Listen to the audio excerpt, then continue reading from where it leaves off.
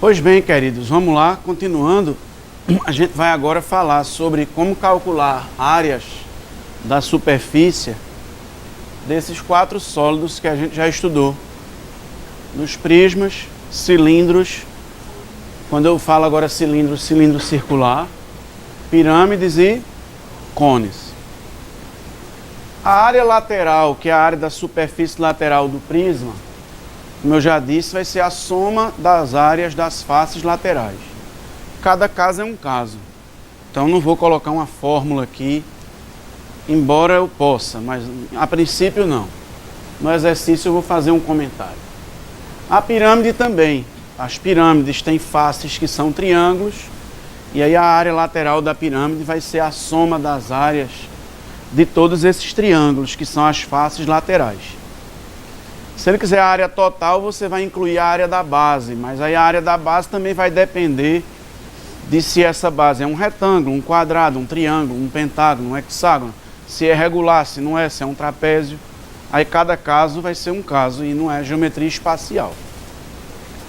Mas os cilindros e os cones, como as superfícies não são planas, aí a gente tem que aprender a calcular especificamente. E quando eu falo em área lateral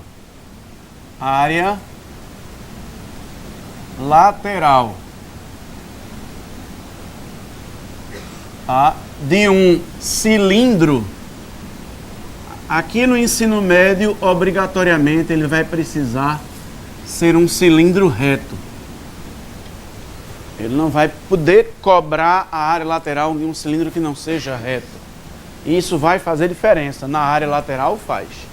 No volume não. Sendo ele reto ou oblíqua, é a área da base vezes a altura. Mas na área lateral, a gente só vai precisar saber para o caso de ele ser um cilindro reto. Que é um caso tranquilo.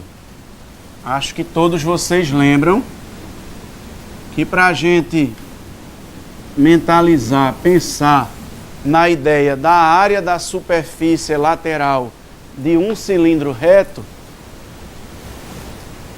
a gente vai imaginar esse cilindro reto tendo a área de sua superfície ou a sua superfície lateral planificada. E é fácil imaginar que a planificação da superfície lateral de um cilindro reto é um retângulo. Então, quando você planifica a superfície lateral de um cilindro reto, você obtém um retângulo. Uma das dimensões desse retângulo vai ser o comprimento, vai ter o comprimento do comprimento da base do cilindro, que no caso é 2πr, e a outra dimensão é a própria altura do cilindro. Então, se ele é um cilindro reto, cujo raio da base mede R e cuja altura mede H, quando você recorta aqui e planifica a superfície lateral, você obtém a figura de um retângulo. Nesse caso, se ele é reto, vai ser a figura de um retângulo. O comprimento dessa base do retângulo aqui vai ser o comprimento da circunferência da base do cilindro, no caso 2πr, e a altura dele aqui vai ser a própria altura do cilindro, H. Daí a área lateral do cilindro reto ser 2πr vezes H, certo? 2πr vezes H.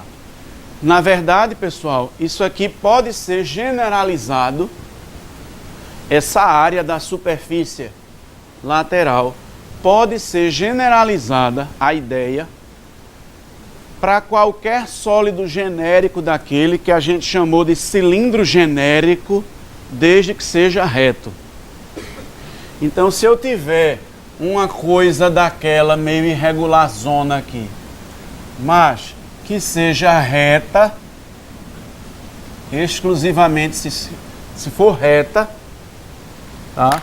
Você pode calcular a área da superfície lateral ou a área lateral simplesmente, cortando essa superfície e planificando.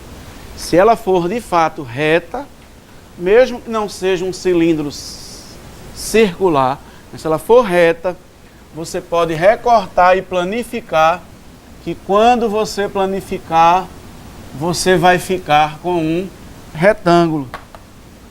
A altura do retângulo vai ser a própria altura do sólido. E essa base do retângulo assim vai ser o perímetro da base, vamos chamar assim.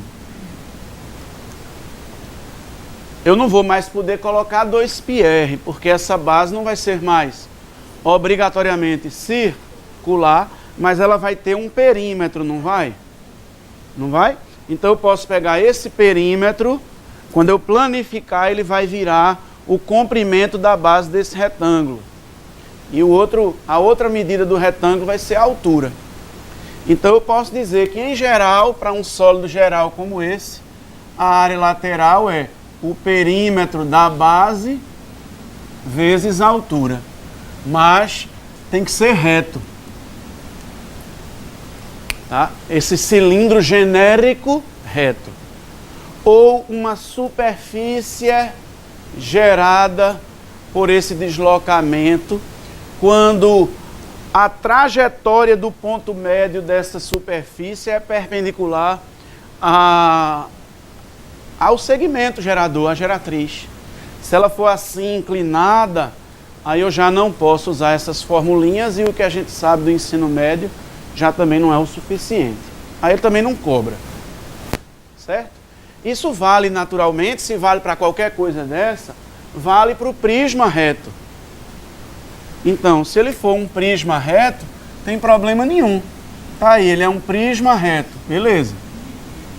Se eu pegar esse prisma que é reto, considerar só a superfície, como se eu tirasse as tampas, cortasse aqui e planificasse, se ele for pentagonal, por exemplo, se ele for um prisma pentagonal, quando eu planificar aqui, eu vou ficar com 5 retângulos. Estou fazendo aqui em rascunho, mas eu vou ter essas 5 faces laterais aqui como 5 retângulos. Mas o fato é que esse perímetro da base, a soma, nesse caso, dos lados da base, vai ser esse comprimento aqui. Isso é o perímetro da base. E essa daqui é a altura, a mesma altura lá do tal prisma, desde que ele seja reto. Então, se ele é um prisma reto, eu também posso calcular a área da sua superfície lateral, fazendo o perímetro da base vezes a altura. Não é que eu quero que você decore, eu quero que você imagine a planificação. Porque pode ser que uma questão não permita que você calcule cada área de cada face individualmente. E aí, de repente, você cai naquele lance da falsa necessidade de novo. Se ele pede a área lateral, ele quer a soma das áreas de todas as faces. Se ele não der a medida de cada aresta da base dessa, mas der o perímetro da base e der a altura, já deu aquilo que você precisa. Você não vai conseguir descobrir a área de cada face individualmente, mas também ele não está pedindo. Estão entendendo? Mas esse lance de fazer o perímetro da base vezes a altura, repito, só se esse sólido genérico aí for reto. Aí, sendo ele reto, vale para o prisma e vale para o cilindro reto. Só que no cilindro reto, o tal perímetro da base vai se resumir a 2πr. Certo? Joia. Aí vamos falar do cone, especificamente do cone circular reto. Eu não estou falando em área da base, pessoal, porque a área da base não é geometria espacial, não é coisa nova. Aí a área da base ou é a área de um círculo, ou é a área de um polígono. Aí você vai ver, cada caso é um caso. E se ele pedir a área total, aí você está incluindo. No Enem, dificilmente ele faz assim, qual é a área total de um cilindro? Qual é a área total de um paralelepípedo? Vai ter uma historinha que você vai ter que pintar as paredes e tem que incluir a tampa. Não vai incluir a tampa. Às vezes eles não se comunicam mal e você não sabe se é para pintar embaixo, se não é. Fica meio confuso. Enfim, porque ele quer fazer de conta que você não está assim, calculando área lateral. Você realmente precisa no cotidiano. Mas quando você lê, você diz assim, ah, tá beleza, a área da base, a lateral, e vai lá, área das fases, ou não. Então, cone, a gente também só tem a obrigação de saber calcular a área, da área lateral de um cone reto. E para obter a área da superfície lateral de um cone reto, primeiro vamos aprender como é que a gente gera a superfície lateral de um cone reto. Para eu gerar uma superfície lateral de um cone reto, se eu quiser construir aqui, eu preciso primeiro desenhar um círculo. Aí faça de conta que isso aqui foi um círculo. Então seja bonzinho, considere que eu consegui desenhar aqui um círculo e eu vou recortar. Feito Daniel Azulay. Vocês não sabem quem é, né? Daniel Azulay era tipo um Mr. Maker. Aqueles caras que faz aquelas coisas massas assim, desenho e tal. Só que quando a gente nunca tem os materiais, né? O sonho era ter, né? Então, considerando que eu tenha conseguido aqui um círculo, aí eu vou pegar agora, imaginar que seja mais ou menos aqui o centro, isso porque o ideal seria ficar bem certinho, mas... E vou considerar 2 raios aí desse círculo. Porque, na verdade, para gerar uma superfície cônica, eu preciso de um setor circular. Não dá para ser o círculo todo. Aí eu vou cortar aqui agora num raio e no outro. Cada superfície dessa, qualquer uma, se eu cortar aqui também, vai me permitir gerar uma superfície cônica.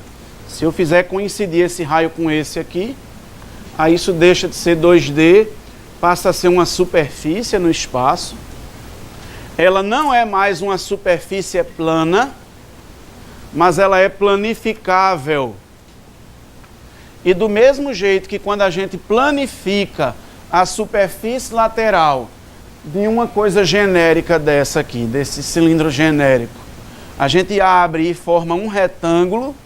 Quando é de um cone reto, sempre que você tiver um cone reto, o fato de todas as geratrizes terem o mesmo comprimento faz com que, cortando numa delas e abrindo, você forme um setor circular. Porque os raios desse tal setor circular da superfície cônica serão exatamente as geratrizes. Quando eu fizer isso aqui, ó, aí eu vou ter aqui as geratrizes. Certo? Claro que dependendo desse ângulo aqui, dependendo do ângulo que eu considerei aqui no setor, dependendo de que ângulo seja esse do setor, eu terei superfícies cônicas mais abertas ou mais fechadas.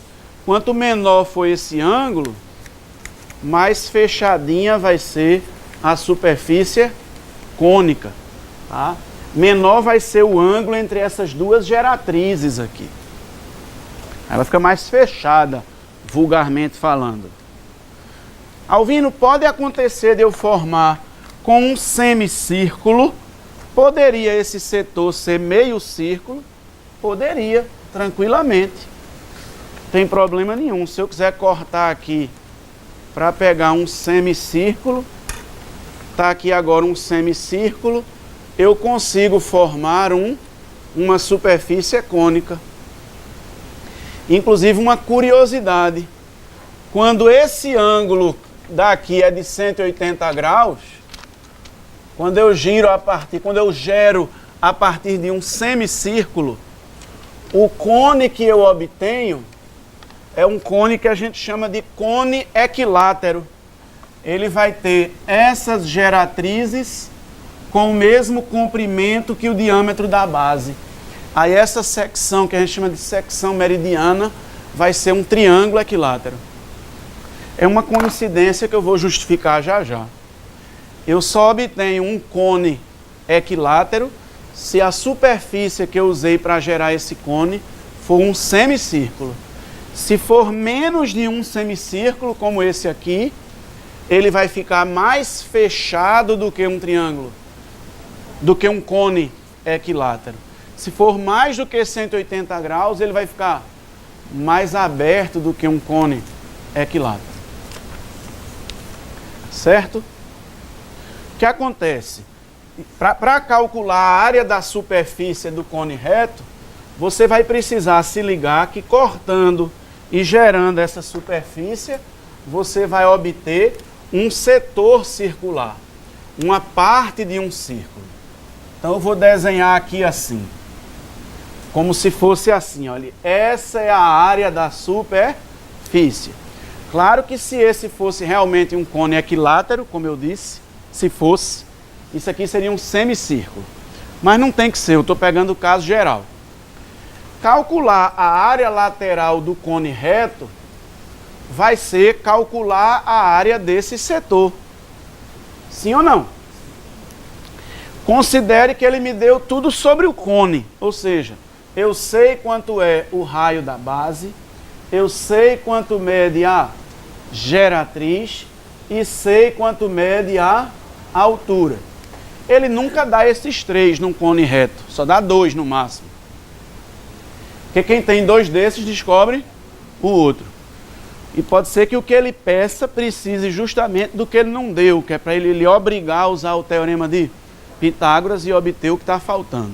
Mas você tem condições de obter os 3. Tendo esse raio, tendo essa geratriz e tendo essa altura, que nem precisa dos 3, você descobre a área dessa região aqui, que é a planificação da superfície lateral daquele cone. Como? Bom, vocês concordam que o comprimento da circunferência da base é 2πr? Sim ou não? Então vocês concordam que esse 2πr vai se transformar nesse arco aqui, depois que eu planificar? Lembra que isso é um círculo, mas na verdade a superfície do cone é só essa daqui.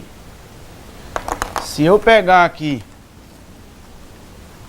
esse comprimento aqui desse arco,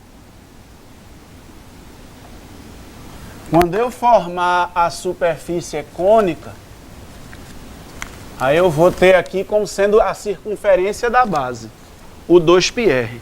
Então esse 2πr vai aparecer aqui. Certo?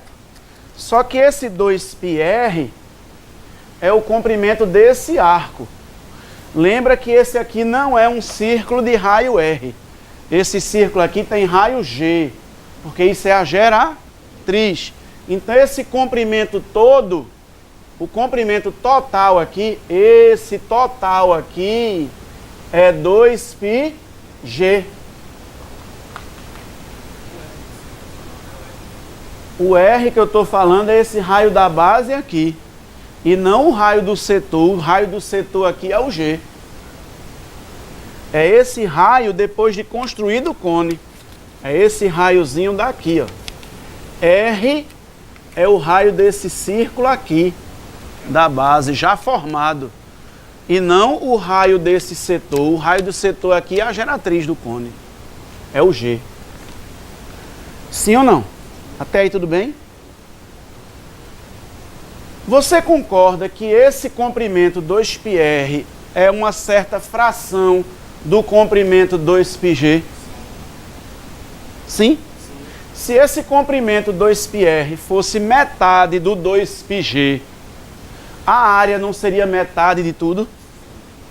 Se esse 2πr fosse 1/3 de 2πg, a área não seria 1/3 da área toda? Então você pode montar uma proporção. Quando o comprimento é 2πr, quando o comprimento, vamos fazer assim, quando o comprimento for o todo, 2πg, a área será toda, π vezes g ao quadrado. Quando o comprimento for o todo, 2πg, a área será do círculo todo, π vezes g ao quadrado. Quando o comprimento for só essa parte, 2πr, a área será A, que é o que eu estou procurando. Aí eu monto a regra de 3. Se eu cortar esse 2π com esse 2π daqui, eu vou ficar com o seguinte, ó. G vezes A é igual a R vezes π vezes g ao quadrado. Então, A é R sobre G vezes πg ao quadrado. Por enquanto, eu queria que a gente olhasse para essa fórmula assim. Certo?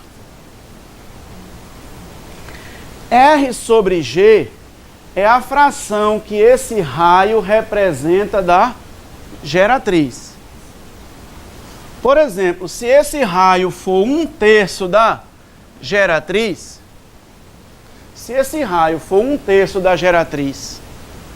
esse comprimento vai ser 1/3 desse todo. E, consequentemente, essa área vai ser 1/3 da área toda, que é π vezes g ao quadrado. Por isso que é π vezes g ao quadrado vezes R sobre G. Porque R sobre G, isso aqui é a fração. Isso é um detalhezinho que muitas vezes a gente não se liga. Nem sempre é cobrado também. Isso é a fração que o raio representa da geratriz. É ou não? Só que essa mesma fração que o raio representa da geratriz é a fração que a área lateral A representa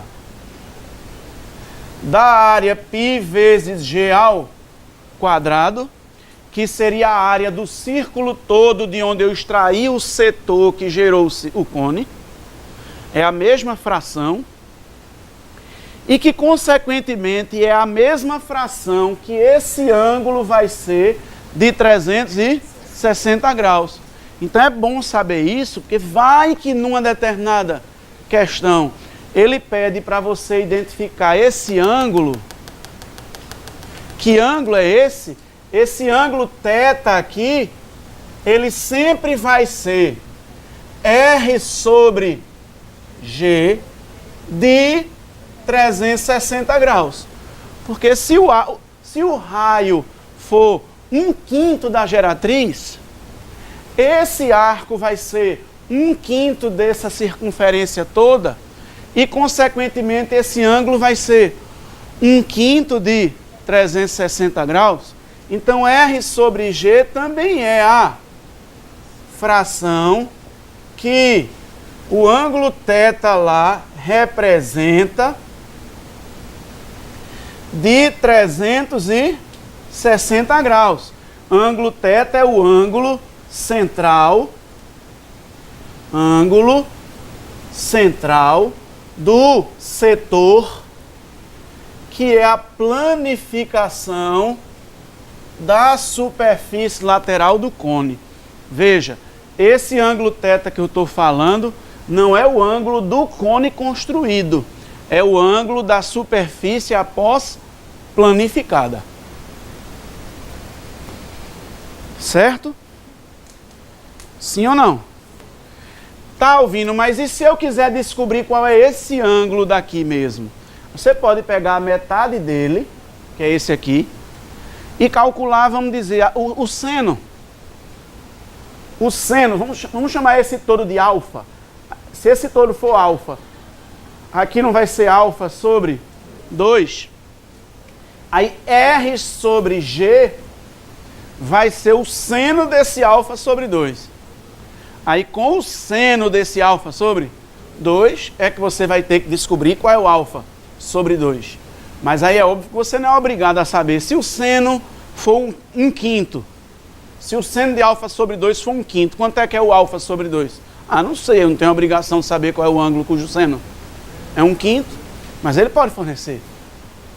Tá? Então se eu chamar esse ângulo todo de alfa, esse pedacinho daqui vai ser alfa sobre 2 e o R sobre G também vai aparecer aqui. O mesmo R sobre G é o seno de alfa sobre 2, onde alfa é aquele ângulo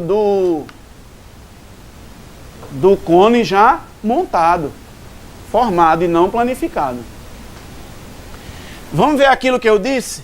Eu não comentei agora há pouco que se fosse um setor que fosse semicírculo, quando eu montasse ia ficar um cone equilátero, que aí consequentemente esse ângulo mediria 60 graus, que ia ficar um triângulo equilátero. Bora ver se não é?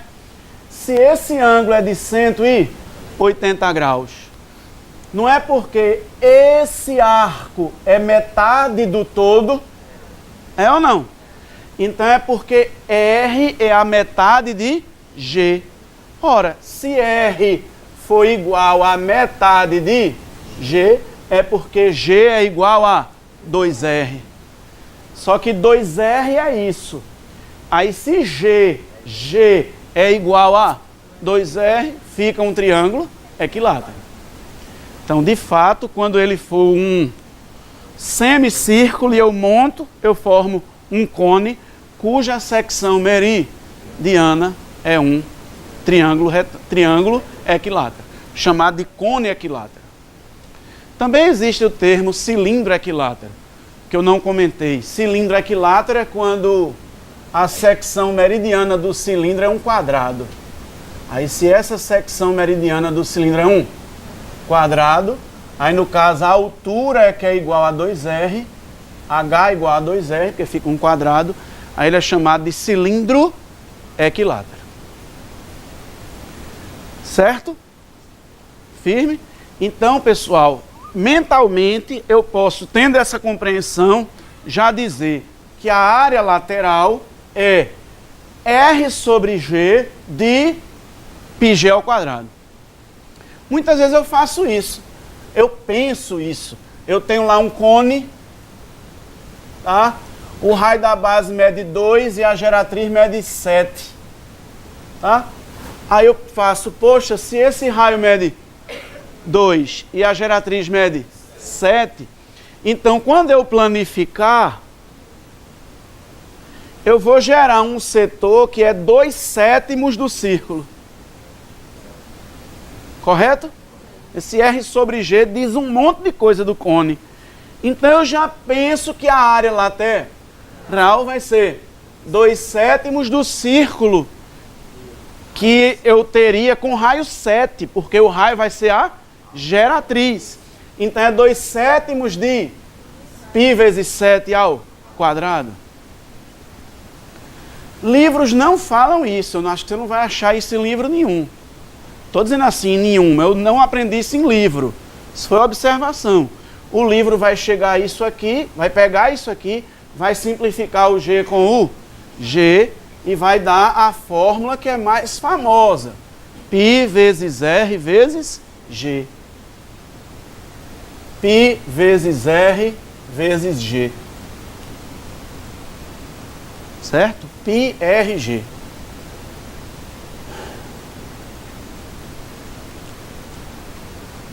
π vezes r vezes g é a área lateral do cone reto. Se eu precisar da área total, eu vou pegar essa área lateral e somar com a área da base. Mas eu acho legal entender que quando planifica, fica um setor, que esse setor é uma fração de um círculo, que tem o mesmo raio que a geratriz, o raio desse tal círculo é a geratriz, e a fração que esse setor vai ser do círculo é R sobre G. Então, quanto mais próximo de R for, quanto mais próximo de G for R, mais próximo do círculo todo. Então, ele vai ficar mais aberto. Quanto menor o R comparado com o G, quanto menor for essa fração, menos esse setor vai representar do círculo. Aí o cone fica mais fechado. Quando o cone está montado, só relembrando, o ângulo que a gente forma alfa, tá? Ele não é R sobre G de 360 graus. Quem é R sobre G de 360 graus é o ângulo do setor já planificado. Quando eu monto, não. Quando eu monto, esse ângulo diminui. Aí o R sobre G passa a ser o seno da metade desse ângulo alfa. Entre as geratrizes aqui. Se esse ângulo todo eu chamei de alfa, esse pequenininho é metade de alfa. E aí, como eu vou formar aqui esse triângulo retângulo, cateto oposto é R, hipotenusa é G. Aí o mesmo R sobre G vai me dar o seno de alfa sobre 2. Isso aqui dá hoje em dia está tão em voga, né? Você fazer uns resumos bonitinhos e tal. Isso aqui dá vamos dizer, um resuminho massa. Tanta coisa que essa fraçãozinha R sobre G indica sobre um cone. Que às vezes a gente nem se dá conta que essa fração já informa aí um monte de detalhes. Tá legal? Félix? Tá bom. Então,